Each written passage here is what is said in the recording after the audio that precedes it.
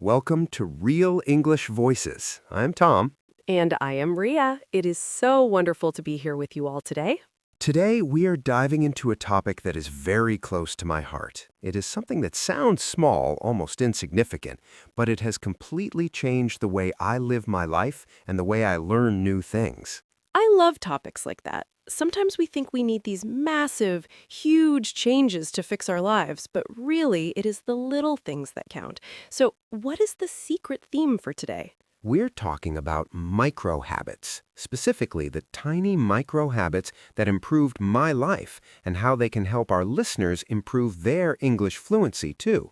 Micro habits. That sounds manageable. Whenever I try to start a new routine, like going to the gym for an hour every day or studying Spanish for 2 hours, I fail after 3 days. I just get overwhelmed. Exactly, Ria. That is the trap we all fall into. We rely on motivation, but motivation is like the weather. It changes. Some days it's sunny and you feel energetic, and other days it's raining and you just want to stay in bed. Habits, specifically micro habits, are different because they do not require willpower. They're too small to fail. Too small to fail. I like that. Can you give me an example? What was the first micro habit you started that actually stuck? The first one was actually related to my morning routine. I used to wake up and immediately grab my phone. I would scroll through social media, read the bad news, check emails, and before I even got out of bed, I felt stressed. My brain was already reacting to the world instead of creating my own day. So the micro habit was simple. I bought an old-fashioned alarm clock and I left my phone in the kitchen overnight. Oh, wow. That sounds terrifying to some people, leaving the phone in another room. But I can see how that changes everything. So what happens when you wake up now? I wake up and there is silence. It's just me. I stretch, I drink a glass of water. It's peaceful. That first 5 minutes belongs to me, not to the internet. And because I'm not immediately flooded with information, I feel calmer for the rest of the morning. It was a tiny change, just moving the phone, but the impact was huge. It is amazing how removing one small negative trigger can open up so much space. I've been trying something similar with English, actually. I realized I was always waiting for the perfect time to study, like waiting for a free hour in the evening. But that hour never came because I was always tired. That is so common. We wait for the perfect moment, but life is messy. So what did you do instead? I started a micro habit called the one sentence rule. Every morning, while I'm waiting for my coffee to brew, which takes about 2 minutes, I write down just one sentence in my journal in English. Just one. It could be about how I feel, or what the weather's like, or a new word I learned. I love that. Just one sentence? Just one. But the funny thing is, Tom, once I open the notebook and write one sentence, I usually end up writing 3 or 4. The hardest part is just starting. Once the book is open, the resistance is gone. That's the magic of momentum. You trick your brain. If you tell your brain, we have to write an essay, your brain says, no way, that's too much work. But if you say, hey, we're just writing one sentence, your brain says, okay, I can do that. And suddenly you're flowing. It builds confidence, too. You feel like a winner first thing in the morning. Speaking of winning, Tom, I've noticed you've been much more organized lately. Is there a micro habit behind that? You noticed? Yes, there is. It's called the 2-minute rule. It's a classic productivity tip, but I applied it strictly. The rule is, if a task takes less than 2 minutes to do, I do it immediately. I don't write it on a to-do list. I don't put it off till later. I just do it. Like washing a dish right after you use it. Exactly. Or hanging up my coat when I walk in the door instead of throwing it on the chair, or replying to a simple text message. Before, I would let these tiny tasks pile up until they became a mountain of stress. Now, I just clear them as I go. It keeps my mind clear because I'm not carrying around a mental list of unfinished business. That mental clutter is the worst. It drains your battery. I think that applies to learning English, too. Sometimes we see a new word and think, oh, I'll look that up later, and we never do. But if we use the 2-minute rule, we'd look it up right then and there. Absolutely. That's how you build a rich vocabulary. You seize the moment. Tom, before we continue with more habits, I want to pause for a second. We've used some really interesting words in this conversation so far, and I want to make sure our listeners really caught them. Can we review three of them? That is a great idea, Ria. Which words stood out to you? Well, the first one is willpower. We talked about how motivation changes, but habits do not need willpower. What exactly does that mean in this context? Willpower is that mental energy or strength you use to force yourself to do something difficult. It's like a muscle that gets tired. If you rely only on willpower, you will eventually burn out. Micro habits are designed to be so easy that you do not need to use that strength. Got it. So we want to save our willpower for the really hard stuff. The second word I liked was momentum. You said once I write one sentence, the momentum keeps me going. Yes, momentum is the force that keeps an object moving after it is started. In life, it means that once you start an activity, it becomes much easier to continue it than it was to begin it. The hardest part is going from 0 to 1. And the third word is clutter. You mentioned mental clutter. Clutter usually refers to a mess of physical objects, like a room full of junk. But mental clutter is when your mind is full of too many thoughts, worries, and unfinished tasks. It makes it hard to focus. The 2-minute rule helps remove that clutter. Thank you for clarifying those, Tom. I feel like understanding these words on a deeper level helps us understand the psychology behind habits. I agree completely. Understanding the why is just as important as the how. So, Ria, tell me, have you tried any micro habits related to health or physical well-being? I have, actually, and this one might sound funny, but it has changed how I feel in the afternoons. I used to get this huge energy crash around 3 p.m. I would just want to sleep. I realized I was dehydrated, so my micro habit is what I call the water trigger. The water trigger. How does that work? Every time I walk into the kitchen, regardless of why I'm there, I have to drink a small glass of water, even if I just went in to talk to someone. Because I work from home and I'm in and out of the kitchen a lot, I end up drinking plenty of water without even counting glasses. That is brilliant because you're attaching the new habit to an old trigger. Walking into the kitchen is something you already do. You're just tacking on the water drinking to it. This is a concept called habit stacking. Habit stacking. Yes, I have read about that. It's like building a chain. Exactly. For English learners, habit stacking is a superpower. For example, most people brush their teeth every morning and evening. That's a solid, established habit. You can stack an English habit on top of it. You could say, while I'm brushing my teeth, I will listen to 1 minute of an English podcast. Or while I'm brushing my teeth, I will think about my plans for the day in English. I'll have an internal monologue. Yes, talking to yourself is one of the most underrated ways to learn. No one hears you make mistakes, so there's no pressure. You can experiment with grammar and vocabulary freely. I do that all the time. Sometimes I even have arguments with myself in English while I'm showering. I win every time, by the way. I bet you do. But seriously, narration is a powerful micro habit. Just narrating what you're doing. I'm chopping the onions. I'm boiling the water. It connects the physical action with the English vocabulary. It makes the language feel real, not just something from a textbook. Tom, I want to ask you about a different kind of habit. We've talked about productivity and health. What about mindset? Are there micro habits for being happier or more positive? That is a beautiful question. Yes, there is one profound habit I adopted about 2 years ago. It's the gratitude pause. That sounds lovely. How do you do it? It's very simple. Before I eat my dinner, just before I take the first bite, I pause for 3 seconds, just 3 seconds, and I think of one thing I'm thankful for. It could be the food itself, the person who cooked it, or just the fact that I have a roof over my head. Just 3 seconds? Yes, but those 3 seconds interrupt the rush of the day. It shifts my brain from stress mode to appreciation mode.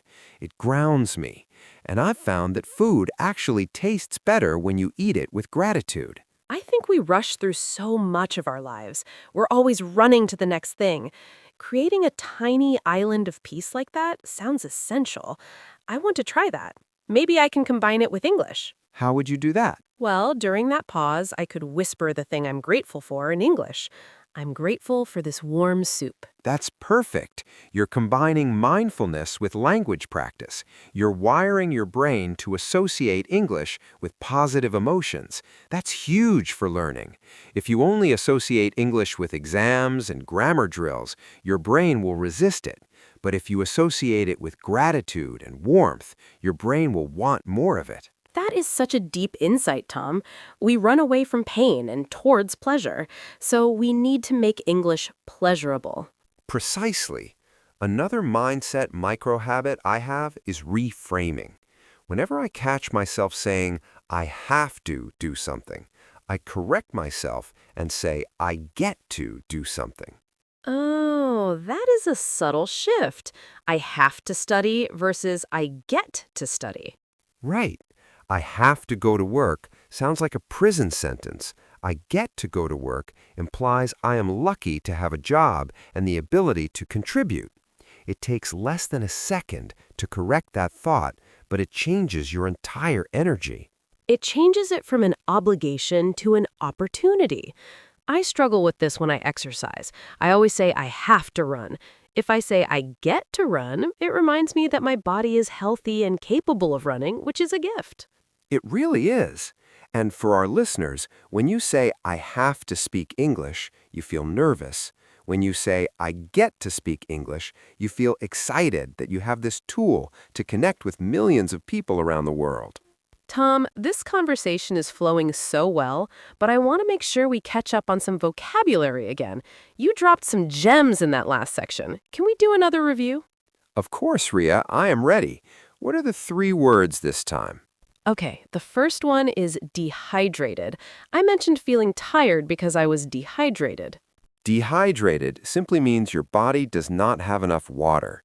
It's a physical state that can cause headaches, fatigue, and lack of focus. It's the opposite of being hydrated. The second one is underrated. You said talking to yourself is an underrated way to learn. When something is underrated, it means people do not value it enough. It's actually very good or useful, but it doesn't get the credit or attention it deserves. And the third word is obligation. We talked about changing have to get to stop it from feeling like an obligation. An obligation is something you must do, usually because of a rule, a law, or a promise. It feels like a duty or a burden. We want to turn obligations into choices. That is a powerful distinction. Choices feel free, obligations feel heavy. Okay, Tom, let's get back to the habits. I have a question about social skills. Are there micro habits that improve our relationships? That's a great area to explore. Yes, there is one that saved me from a lot of arguments. It's the 3-second pause. Another pause. You like pausing, Tom. I really do. In a conversation, especially a heated one, when someone says something that triggers me or makes me want to snap back, I force myself to wait 3 seconds before responding. 3 seconds feels like a lifetime when you're angry. It does, but in those 3 seconds, the emotional part of your brain cools down just enough for the logical part to catch up. Usually, what I was going to say instantly would have been defensive or hurtful. After 3 seconds, I can choose a response that's calmer and more constructive. That requires a lot of self-awareness, but I can see how it helps. It stops the ping-pong effect of an argument where people just react. Exactly. It also makes you a better listener. A lot of times, we're not listening to understand, we're listening to reply. We're just waiting for our turn to speak. By pausing, you signal to the other person that you're actually processing what they said. That reminds me of a micro habit I use for listening to English. It's called active echoing. When I'm listening to a podcast or watching a movie, if I hear a phrase I like, I pause the audio and say it out loud immediately, trying to match the emotion. That's active listening. You're not just letting the sound wash over you, you're engaging with it. Yes, and I focus on the melody of the sentence, not just the words, but the rise and fall of the voice. It helps so much with pronunciation. It takes only 5 seconds, but it makes the listening session so much more valuable. That's the key to accent reduction. English is a very musical language. It has a rhythm. If you just read the words, you miss the music. Mimicking the emotion is a great tip. Tom, I want to talk about failure for a moment. What happens when we break these micro habits? Because let's be honest, we're human. Sometimes we forget, sometimes we're just lazy. This is the most important part, Ria. The habit is not the goal. The goal is the person you're becoming. If you miss a day, don't beat yourself up. That's the never miss twice rule. Never miss twice. Explain that. If I forget to write my one sentence in the morning, okay, it happens, I'm human. But I make a promise to myself that I won't miss the next day. Missing once is an accident. Missing twice is the start of a new bad habit. That's very forgiving. I tend to be a perfectionist. If I break my streak, I feel like I've ruined everything and I want to quit. Perfectionism is the enemy of progress. We have to let go of the idea of a perfect streak. Life is not a straight line. It's up and down. The only thing that matters is that you get back on the horse. Get back on the horse. That's a great idiom. It means to try again after failing, right? Exactly. If you fall off, you just get back on. No drama, just restart. I think that is why micro habits work, because they are so small. Restarting isn't scary. Restarting a 2-hour gym routine is daunting. Restarting a 1-minute plank is easy. Precisely. You lower the barrier to entry. You make it so easy that you have no excuse to say no.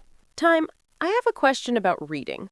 I know reading is crucial for English learners, but big books can be intimidating.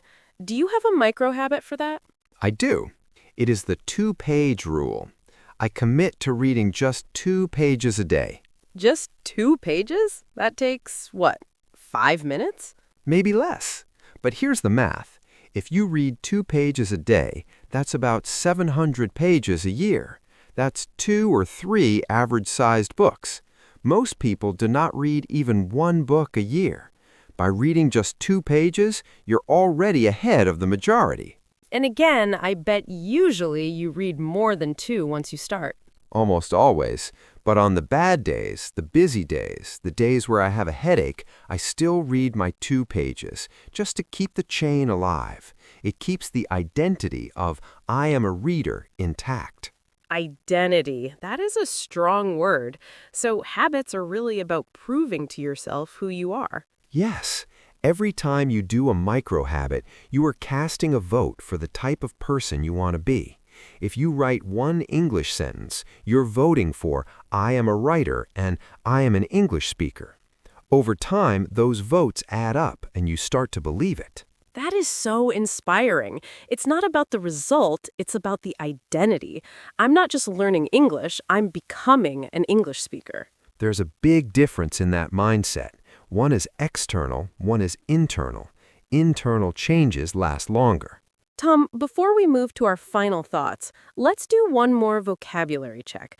We covered some good concepts just now. I'm ready. Hit me with the words. First one, constructive. You said after pausing, you can choose a response that is constructive. Constructive means useful and intended to help or improve something. A constructive comment helps solve the problem. A destructive comment just causes more pain or anger. We want to be constructive in our relationships. The second word is daunting. I said restarting a big gym routine is daunting. Daunting means something that seems difficult or frightening to deal with. It feels like a huge mountain you have to climb. Micro habits stop things from feeling daunting. And the third one is intact. You said reading 2 pages keeps the identity of a reader intact. Intact means complete and not damaged. It means it's still whole. If you keep your habit going, your confidence remains intact. It doesn't break. Perfect. Thank you, Tom. I feel like my vocabulary is growing just by having this conversation.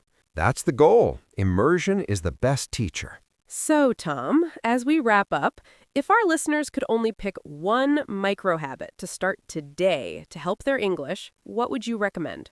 If I had to pick just one, I would say the audio journal. What is that? At the end of the day, before you go to sleep, open the voice recorder app on your phone. Record yourself speaking for just 1 minute about your day in English. Just 1 minute? Just one. You don't have to show it to anyone. You don't even have to listen to it immediately, but do it every day. After a month, listen to the first recording and the last one. You'll be shocked by the improvement. You will hear your fluency improving. You will hear your confidence growing. It's tangible proof of your progress. I love that because it focuses on speaking. A lot of people read and listen but are terrified to speak. This is a safe space to practice. Exactly. It removes the fear of judgment. It's just you and your phone. And my advice for a micro habit would be the change your environment habit. Change the language settings on your phone to English. Oh, that's a classic one. It's small, but you look at your phone 50 times a day. Every time you do, you see English dates, English menus, English notifications. It forces your brain to switch codes constantly without you even trying. And you learn practical vocabulary like settings, display, privacy, notifications, words you actually use in modern life. Exactly. Tom, this has been such an uplifting conversation. I feel motivated to go clean up my small habits. I feel the same way, Ria. It's always good to remind ourselves that we don't have to be superheroes. We just need to be consistent with the small things. To our listeners, we hope you found a micro habit today that resonates with you. Don't try to do all of them at once. Just pick one, and start today. Remember, a river cuts through rock not because of its power, but because of its persistence. Be like the river. Keep flowing, keep learning, and keep speaking. Thank you for joining us on Real English Voices. We'll see you in the next episode. Take care, everyone. Bye for now. Goodbye.